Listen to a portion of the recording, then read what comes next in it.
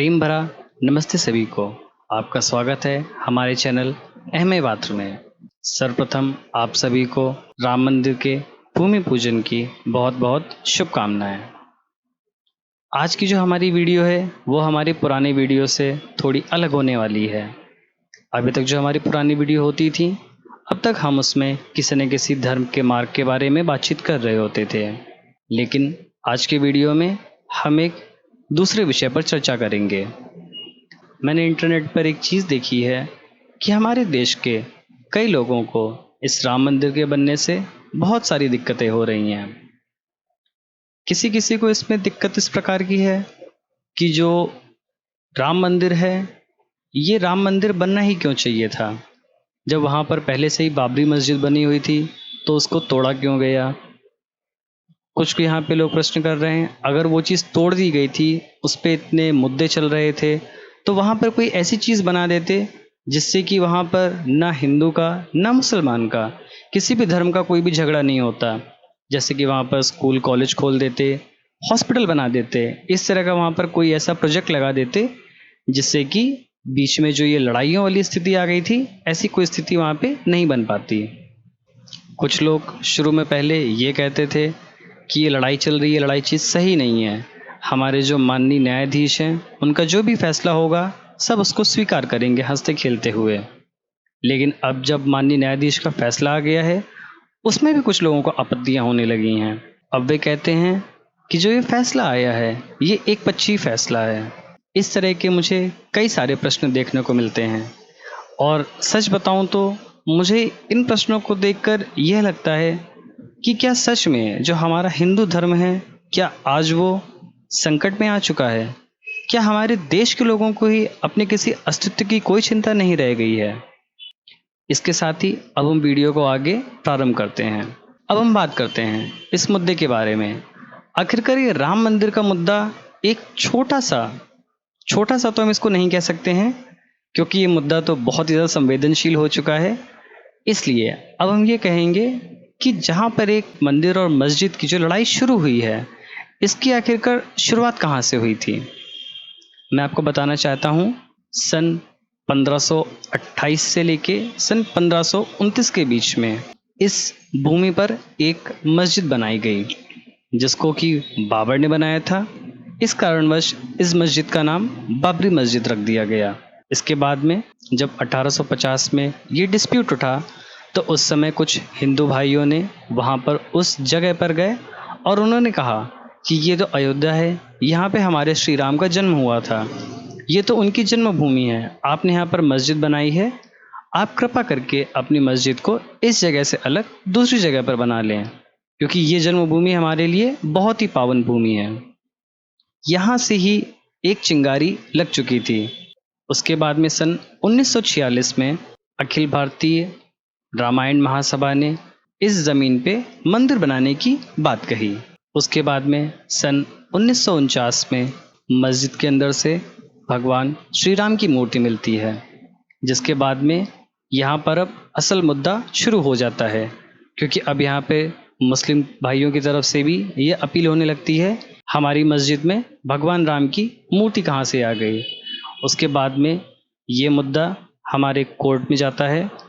Court में जाने के बाद में कोर्ट ये ऑर्डर देती है कि ये मुद्दा डिस्प्यूटेड हो चुका है, और उस जगह को डिस्प्यूटेड जगह घोषित कर दिया जाता है, और उसको अगले आदेश आने तक के लिए सभी द्वार बंद कर दिए जाते हैं। सन 1950 में फैज़ाबाद हाई कोर्ट में 2 केस फाइल करे जाते हैं, जिसमें कि ये अपील करी जाती है कि जब वहाँ पर हमारे हिंदू देवता की मूर्ति बरामद हुई है, या फिर हम कह सकते हैं वहाँ पर हमारे भगवान श्री राम की मूर्ति मिली है, हमें वहाँ पर पूजा करने की अनुमति प्रदान करी जाए। उसके बाद में सन 1959 में निर्मोही अखाड़ा ने भी PIL फाइल करी, और उन्होंने कहा कि इस भूमि पर उनकी भी हिस्सेदारी है। उसके बाद में सन 1961 में उत्तर प्रदेश के सुन्नी वक्फ बोर्ड ने कोर्ट में गए, और वहाँ पर उन्होंने मांग करी कि जो वहाँ पे भगवान राम की मूर्ति है उसको वहाँ से हटाया जाए, और उनको उनकी जो मस्जिद है वो उन्हें वापस पुरानी तरह फिर से प्रदान करी जाए, ताकि वो वहाँ पर जाके अपनी अजान अदा कर सकें।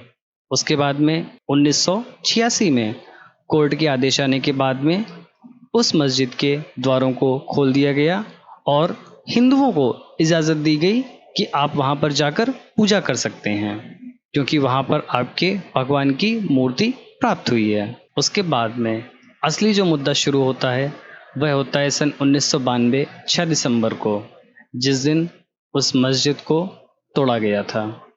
जब यहाँ पर मस्जिद तोड़ी गई उसके बाद से ही हिंदू और मुस्लिम में दंगे की शुरुआत हो गई। उसके बाद में भारतीय सरकार ने इस मुद्दे पे जांच करने के लिए एक कमेटी बैठाई। इसके बाद में ये मुद्दा कई लंबे समय तक धीरे धीरे करके आगे बढ़ता रहा, लेकिन उसके बाद में भी इसका कोई भी निर्णय इस पे नहीं निकला। जो हिंदू भाइयों को पूजा करने की इजाज़त दी गई है, ये आगे किस तरह होती रहेगी। उस जगह की जो बनावट थी वो एक मस्जिद की थी, लेकिन जो उसके अंदर मूर्ति स्थापित थी वो उस समय रामलला की मूर्ति स्थापित हो रखी थी। उसके बाद में जब भारतीय जनता पार्टी आई और सन 2016 में मिस्टर सुब्रमण्यम स्वामी ने एक पिटीशन फाइल करी कि उस जगह पर जब ये पहले ही साबित हो चुका है कि वो भूमि जब भगवान श्री राम की है, वहाँ पर उनकी मूर्ति भी बरामद हो चुकी है, तो इसका अर्थ तो यही होता है कि वहाँ पर रामलला का मंदिर बना दिया जाए, ताकि जो हिंदू भाई लोग हैं वो वहाँ पर आराम से जाके अपनी पूजा अर्चना कर सकें। उसके बाद में सन 2017 में चीफ जस्टिस ऑफ इंडिया जेसी खेर जी ने दोनों पार्टियों से ये बातचीत करी और कहा कि आप इस मुद्दे को कोर्ट के बाहर ही समझौता करके ख़त्म कर दीजिए। उसके बाद में सन 2019 में कोर्ट ने फैसला करा जितने भी पार्टियों के लोग हैं उनको आपस में सामने बुलाया जाए और उनसे बातचीत करी जाए कि जो भी मुद्दा है आप इसको बैठिए और लगातार इन मुद्दों पर बातचीत करें, ताकि हम किसी न किसी एक अंतिम नतीजे तक पहुंच सकें। ये 40 दिन तक प्रक्रिया चलती रही, लेकिन उस पैनल को कोई भी अंतिम नतीजा प्राप्त नहीं होता है। उसके बाद में 9 नवंबर 2019 को सुप्रीम कोर्ट एक ऐतिहासिक फैसला देती है, जिसमें वो कहती है कि उस भूमि पर राम मंदिर का निर्माण करा जाए और सुन्नी वक्फ बोर्ड को 5 एकड़ की लैंड अलग से प्रदान करी जाए, ताकि वे भी अपनी मस्जिद का निर्माण कर सकें। 12 दिसंबर को सुप्रीम कोर्ट में कई पहल फाइल करी गई, जो कि इसलिए थी कि जो हमारे माननीय न्यायाधीश ने फैसला दिया है वो फैसला गलत है, उस फैसले की फिर से निष्पक्ष जांच करी जाए। लेकिन सुप्रीम कोर्ट ने उन सभी याचिकाओं को खारिज कर दिया।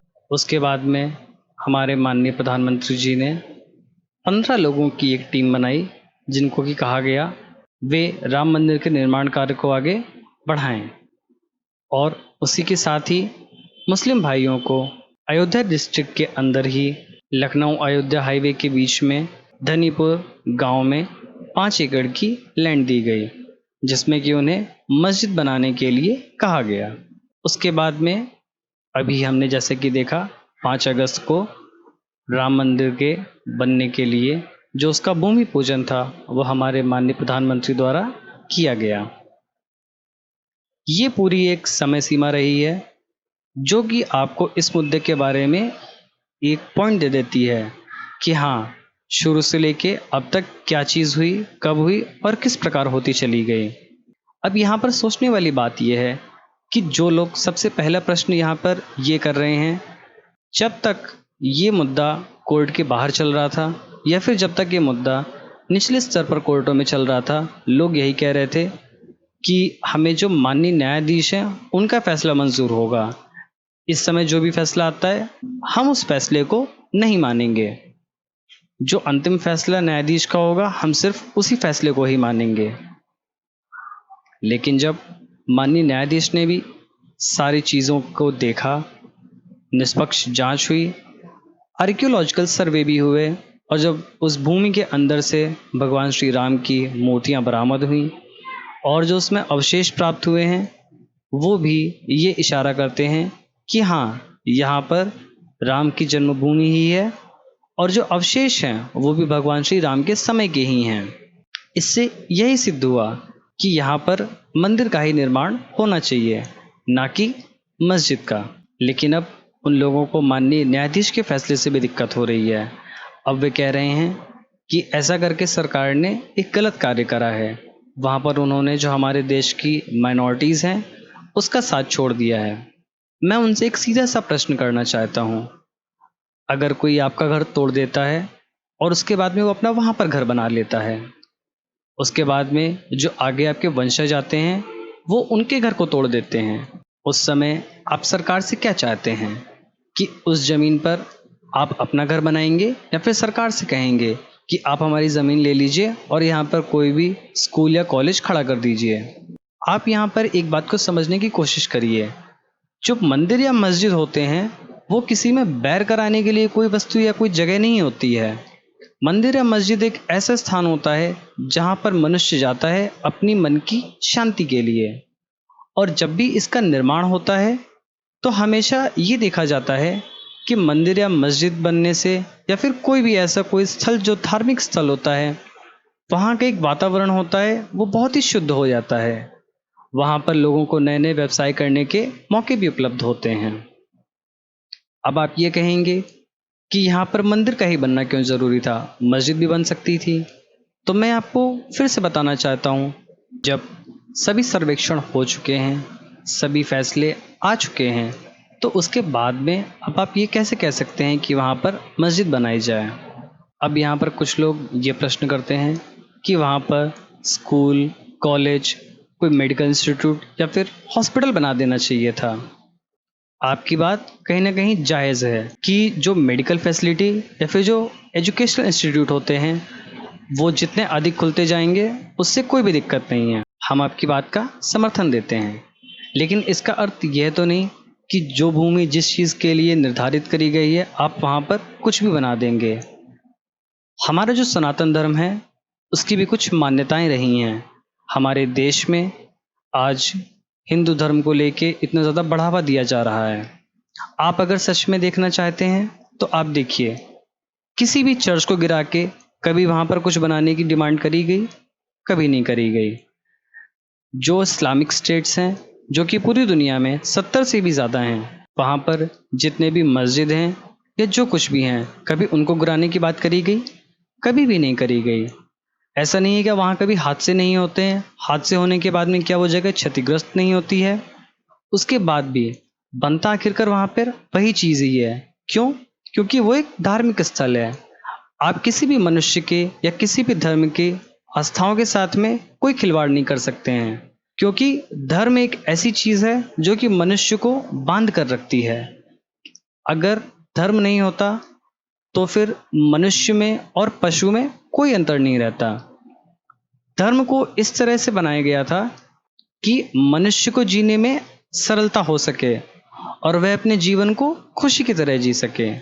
लेकिन कुछ लोगों ने धर्म को अपने निजी स्वार्थ के लिए आपके सामने इस तरह तोड़कर मरोड़कर पेश करा है कि आप भी उनके चंगुल में फंसते जा रहे हैं और आपको लगने लगा है कि धर्म जो है वो मात्र एक पॉलिटिक्स का या फिर कह सकते हैं अपने आप को उच्च सिद्ध करने का तरीका रह गया है।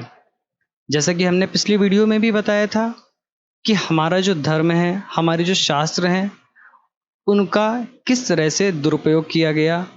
कितने ही लोगों ने, कितनी ही सभ्यताओं ने उन्हें चुराने की भी कोशिश करी। आखिरकार हमारे धर्म में ऐसा क्या था कि हर बार जब भी आक्रमण करना होता था, चाहे वो मुगल रहे हों, चाहे वो अंग्रेज रहे हों, वह हमेशा हिंदुस्तान ही क्यों आते थे? वो किसी और देश में भी तो जा सकते थे, लेकिन उन्होंने ऐसा नहीं करा। वो यहाँ पर आते थे सिर्फ और सिर्फ ज्ञान के भंडार के लिए। आपने रामायण भी पढ़ी, आपने रामायण भी देखी, आपने महाभारत भी पढ़ी और उसको भी देखा। आपने उसमें बहुत सी ऐसी चीज़ें देखी हैं जो कि आज के समय में आपको लगता है कि ये चीज़ें नहीं पॉसिबल हैं। जैसे कि उस समय पे जब धनुष और तीर चलाए जाते थे तो अर्जुन के एक तीर के चलने से हजारों तीर निकल जाते थे। अगर आप उसको सच में आज के समय में देखना चाहें तो क्या हमारे पास में ऐसी मिसाइलें नहीं हैं कि हम जब एक मिसाइल यहाँ से छोड़ते हैं तो वो छोटे छोटे टुकड़ों में बट जाती है और उससे कई छोटी छोटी मिसाइलें निकल जाती हैं। उस समय पे जिसे ब्रह्मास्त्र कहा जाता है, जो सबसे बड़ा शस्त्र होता था, क्या आज के समय में मिसाइलें नहीं हैं हमारे पास में? परमाणु बम नहीं है? ये सब चीज़ें क्या हैं? बस हमने एक चीज़ को दूसरी चीज़ में परिवर्तित कर दिया है। लेकिन ये सारी चीज़ें आज भी वही चीज़ें ही हैं जो कि प्राचीन काल से चलती हुई आ रही हैं। पूरी दुनिया में ये चीज़ एक फैलाई गई कि जो सबसे पहला प्लेन था वो राइट ब्रदर्स ने बनाया था।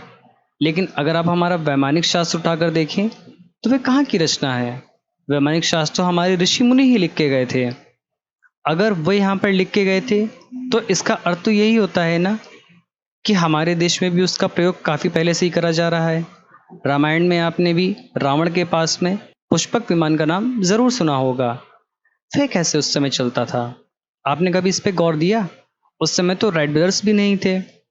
अब आप में से कुछ लोग कहना चाहेंगे ये मात्र एक पौराणिक कल्पनाएं हैं, लेकिन अगर क्या सच में पौराणिक कल्पनाएं सिर्फ होती तो उनके अवशेष हमें आज के समय में प्राप्त होते? एक बार आप इस पे खुद विचार करिएगा। अभी हमने एक पोस्ट इसके अलावा और देखी जिसमें हमारे दक्षिण भारत के कुछ लोग ये कहना चाह रहे हैं कि 130 करोड़ जो देश की जनसंख्या है जो कि नरेंद्र मोदी के साथ में है, हम उनका समर्थन नहीं करते हैं। यहाँ पर मैं सबसे पहले उनसे एक चीज़ कहना चाहता हूँ, आप धर्म को किसी व्यक्ति विशेष या फिर किसी पार्टी के साथ जोड़ने की तुलना ना करें। जो धर्म होता है वह समग्र मनुष्य के लिए समान होता है। आप उसे किसी एक विशेष पार्टी से नहीं जोड़ सकते हैं। क्या भगवान राम सिर्फ भाजपा के ही हैं, या फिर भगवान राम सिर्फ और सिर्फ ब्राह्मणों पंडितों के ही हैं? क्या भगवान राम पे दलितों का कोई अधिकार नहीं है? क्या भगवान राम पे यादवों का कोई अधिकार नहीं है? अगर आप ये चीज़ सोच रहे हैं कि इस राम मंदिर के बनने से सिर्फ ब्राह्मण का या फिर सिर्फ और सिर्फ हिंदू का फायदा होगा, तो ये चीज़ आप अपने दिमाग से हटा दीजिए। क्या अयोध्या में मुसलमान नहीं रहते हैं? क्या वहाँ पर राम मंदिर के बनने के बाद से उनको वहाँ पर रोजगार के अवसर नहीं प्राप्त होंगे? आप जब यहाँ से जम्मू में वैष्णो देवी की यात्रा करने जाते हैं, वहाँ पर आपको इतनी सारी दुकानें दिखाई देती हैं। आप किसी से ये पूछ के वहाँ पे पानी पीते हैं या फिर प्रसाद लेते हैं कि आप हिंदू हो या फिर मुसलमान हो? जब भी कोई धार्मिक स्थल बनता है तो वहाँ पर सभी का ही सम्मान करा जाता है, चाहे वह व्यक्ति किसी भी वर्ण, जाति, धर्म, संप्रदाय का हो। आपको अपने दिमाग से ये चीज़ निकालनी होगी कि आप दक्षिण भारत के हैं, आप उत्तर भारत के हैं। आपको ये ध्यान रखना है कि आप इस आर्यावर्त के निवासी हैं, और जो दक्षिण भारत की सभ्यता है, जो हमारी प्राचीन सभ्यता थी, उससे कितनी मेल खाती है। जो आपकी लिपि है वो तो संस्कृत भाषा की ही समतुल्य लिपि है।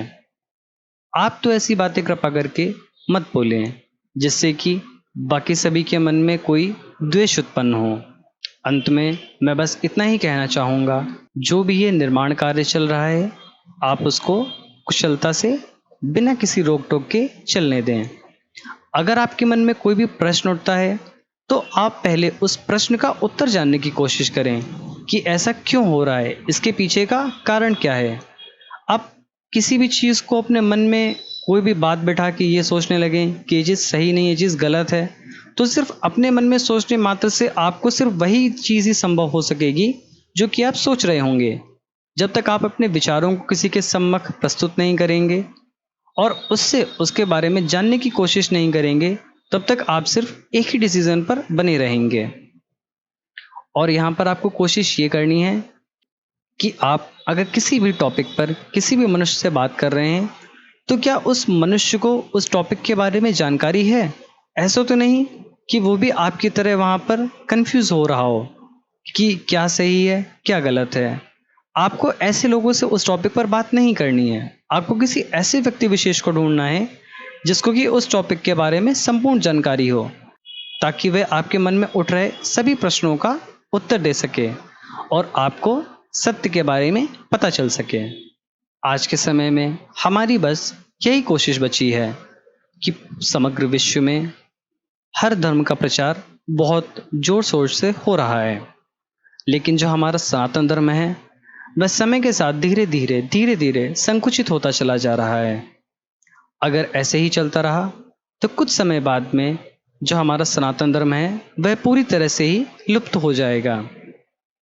इस आर्यावर्त के निवासी होने के कारण ये हमारा आप सभी का अधिकार है कि हम अपनी इस विरासत को बचा के रखें और हमारी आगे आने वाली पीढ़ी को भी उस विरासत के बारे में बताते चलें। हम अपने प्राचीन गौरवमय इतिहास को जब अपने आगे आने वाली संतानों को बताएंगे तो उन्हें भी जानकर अच्छा लगेगा कि हमारी जो देश की परंपरा रही है, हमारा जो धर्म रहा था, वो कितना ही मजबूत था। कितने ही लोगों ने उसे आकर तोड़ने की कोशिश करी, लेकिन उसके बाद भी वह हमारे धर्म का कुछ भी नहीं कर सके। हमारा धर्म जैसा तब भी था, वैसा आज है और वैसा आगे भी बना रहा।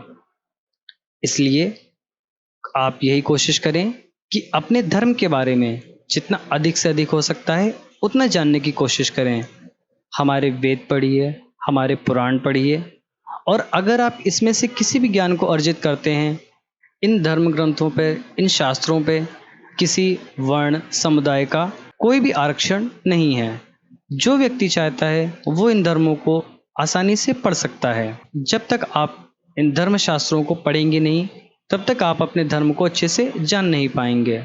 और अगर आप इस देश में रह के अपने धर्म को नहीं जान पाए, तो ये तो बहुत ही शर्म की बात होगी कि आपने इतनी पवित्र भूमि पर जन्म लिया और उसके बाद में भी आपके ऋषियों ने इतना तप करा, उन्होंने इतना ज्ञान अर्जित करा, और आज के समय में आप उस ज्ञान को सिर्फ पढ़ भी नहीं पा रहे हैं। कोशिश करिएगा, हो सकता है मेरी बातों से कुछ लोगों का दिल दुखा हो, उनसे मैं क्षमा चाहता हूँ। लेकिन जो भी मैंने कहा है, एक बार आप उसको अपने दिल में ज़रूर लाइए और एक बार सोचिएगा, जो भी मैंने कहा है क्या वो सच है या झूठ कहा है। आपको उसका उत्तर अपने दिल से ही पता चल जाएगा। इसलिए धर्म के नाम की लड़ाई छोड़ें और कोशिश करें कि इस आर्यावर्त को आप एकजुट करें और इस धर्म को आप आगे से आगे ले जाएं। क्योंकि जो सनातन धर्म था वह परिवर्तित होकर धीरे धीरे हिंदू धर्म हो गया है, और ना जाने ही इसके भी और कितने टुकड़े होने बाकी हैं। इस वजह से हमारे समय जितने भी भाई बंधु बचे हुए हैं, ये समय आ गया है उन सभी को एकजुट करके हमारे इस धर्म को आगे बढ़ाने का। आशा करता हूँ आपको हमारा ये प्रयास पसंद आया होगा। नमस्ते। जय आर्यावर्त।